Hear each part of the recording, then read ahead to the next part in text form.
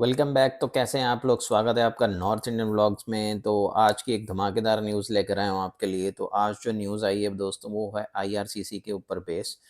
सो IRCC ने क्या करा है, अब बच्चों को वो एक ईमेल भेज रहा है जिसके अंदर ये लिखा जा रहा है कि आप अपने डॉक्यूमेंट्स जो हैं वेरीफाई करें। डॉक्यूमेंट्स ही नहीं, उसके अलावा उन्हें अपने एजुकेशनल रिकॉर्ड्स हो गए, इंक्लूडिंग मार्क्स और अटेंडेंस, वो सारे आईआरसीसी को जमा कराने हैं आपको।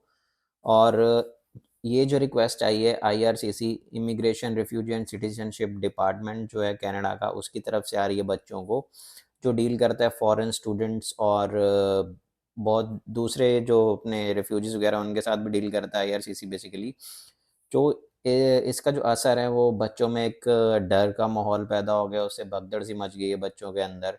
और जो जिन बच्चों के पास 2-2 साल के वीज़ास हैं, उनके लिए भी ये भई माँग रहे हैं फिर से डॉक्यूमेंट अपना वेरीफ़ाई करें।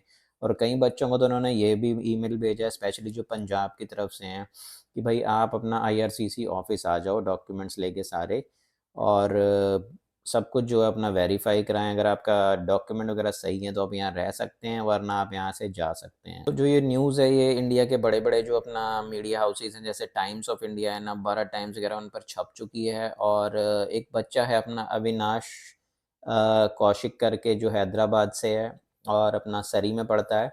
और एक दूसरा बच्चा है अविनाश जसारी, वो भी अपना हैदराबाद से है, लेकिन वो पढ़ता है ओंटारियो में। तो इन दोनों बच्चों को भी ईमेल आया है।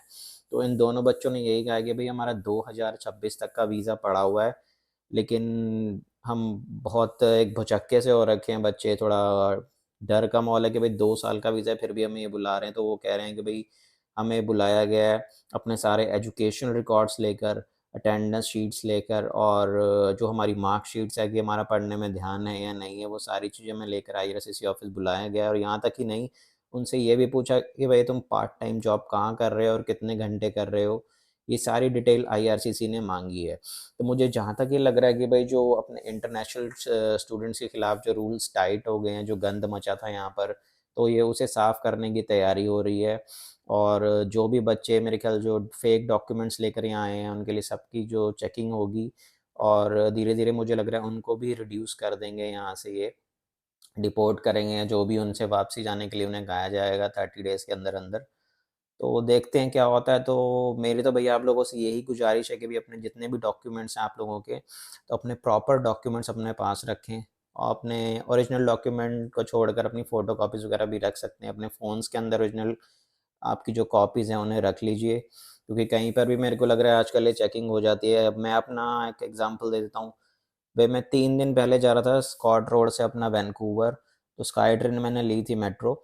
तो वहाँ पर भई मेरे को भी उन्होंने चेक करा, तो मैंने उन्हें अपने डॉक्यूमेंट्स वगैरह दिखाए हैं, तो मुझे क्लियर कर दिया गया। तो और 1-2 बच्चे थे उनको मेरे ख़्याल साइड ले गए थे, वो पता नहीं उनके साथ क्या करा होगा, अब इतनी मेरे को जानकारी नहीं है उस चीज़ की।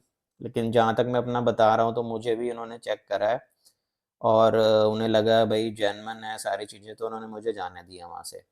तो ये चीज़ जो है ये एक मेट्रो स्टेशन पर भी ये सोच सकते हैं अब कहाँ-कहाँ ये चीज़ें हो सकती हैं। कहीं पे भी वो अब मेरे को लग रहा है चेक पोस्ट, मैंने सरी में भी कई चेक पोस्ट देखी हैं। और लाइसेंस वगैरह अपने हो सके जहाँ तक है बिना लाइसेंस के गाड़ी ना चलाए, लर्निंग पर ना चलाए, क्योंकि सरी में भी अब सरी पुलिस आ चुकी है। तो जहाँ तक मुझे लग रहा है अब थोड़ा बुरा टाइम आने वाला है इंटरनेशनल स्टूडेंट्स के लिए, तो ये चीज़ें थोड़ी ध्यान में रखें और उल्टे-सीधे काम करने से बचें आप लोग। क्योंकि जहाँ तक अब यही है कि भई सारी चीज़ें छोड़-छाड़ के ये डिपोर्ट ही करेंगे बच्चों को जो उल्टे-सीधे यहाँ पर बैठे हैं। क्योंकि इनको करनी है सफाई और अपना जो स्टूडेंट्स का जो लोड है वो कम करना है। तो दूसरी खबर जो है भाई वो है ओंटारियो से। तो ओंटारियो में अब जो है इंटरनेशनल स्टूडेंट्स का जो कट लग चुका है, 1 साल हो गया तकरीबन इन पॉलिसीज़ वगैरह को अनाउंस हुए। तो वहाँ पर अब क्या हो रहा है कि भई अपना जो कॉलेजेस हैं उन पर असर दिखने लग चुका है बिल्कुल साफ़। तो एक अपना ग्लोबल न्यूज़ है, कनाडा की जो न्यूज़ एजेंसी है अपनी, तो उन्होंने लिखा है no colleges will be spared international student cap bites in Ontario. यानी कि भई जो जो स्टूडेंट्स यहाँ पर आ ही नहीं रहे हैं, जितना अब कट जो हो चुका है, तो उसका असर जो है अपने जो प्राइवेट और पब्लिक कॉलेजेस दोनों पर दिखने लगा है। तो इन्होंने यही कहा है कि भई अपना resulting in a drop of almost 50% in the 50% for Ontario colleges in the province have started to make deep cut as the sector goes through rebalancing। यानी कि जो rebalancing हो रहा है उसकी वजह से जब 50% जो बच्चों का जो कट लगा है यहाँ पर, कि जो इंटरनेशनल स्टूडेंट जो बाहर से आते थे उसका असर दिख रहा है। और असर दिखने का मतलब ये है कि भाई रेवेन्यू जो है कॉलेजेस का वो घटता जा रहा है, और जो जिनकी पब्लिक और प्राइवेट कॉलेजेस की कमाई थी इंटरनेशनल स्टूडेंट्स, वो कम हो चुकी है। और डोमेस्टिक स्टूडेंट्स हैं वो भी इतने यहाँ नहीं आ रहे, क्योंकि आपको पता ही है कनाडा में थोड़ा पढ़ने लिखने का कल्चर इतना नहीं है। जितने भी बच्चे थे वो बाहर से ही पढ़ने आते हैं। जैसे मैं अपना यूसीडब्ल्यू वगैरह में जाता था तो वहाँ पर हार्डली मेरे को 99% जो बच्चा इंटरनेशनली होता था उसके अंदर से अपना 80% जो बच्चे हैं वो इंडियन होते थे। तो ऐसा ही हाल अपना ओंटारियो वगैरह का, जो कनाडा की जो इंडस्ट्री चलती है, पूरी जो कमाई होती है वो सारी इंटरनेशनल स्टूडेंट से ही है। तो देखते हैं, मेरे को लग रहा है जहाँ तक ये 2 साल तक की ये पॉलिसीज़ वगैरह चलेगी, नई गवर्नमेंट आएगी, उन्हें लगेगा भाई कि अब जो है घाटा वगैरह हो रहा है गवर्नमेंट को, कॉलेजेस बंद हो रहे हैं, तो वो फिर से ये स्टूडेंट्स के लिए आने के लिए रास्ता ज़रूर खोलेंगे। तो एक डेटा के अनुसार मैं आप लोगों को बताऊँ कि भाई ईयर 2023 से 24 के बीच में 1,60,000 बच्चे जो हैं उन्होंने एडमिशन लिया, जो कि डोमेस्टिक स्टूडेंट थे। और उनमें से जो गिरावट जो आई है इन बच्चों की वो है 1.3% की जो गिरावट आई है वो डोमेस्टिक स्टूडेंट्स की है। और इंटरनेशनल स्टूडेंट जो आए हैं 2,15,000 के करीब आए हैं, और जिनकी ग्रोथ हुई है 43% की। ये सिर्फ ओंटारियो का डेटा है।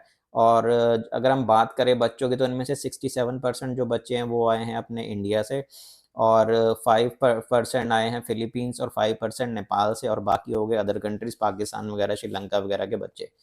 तो देखते हैं भाई अब क्या रहेगा, आने वाले सालों में क्या रहेगा बच्चों के लिए। और जहाँ तक मुझे लग रहा है ये अभी 2 साल जो हैं वो हार्डली थोड़े हार्ड होंगे बच्चों के लिए।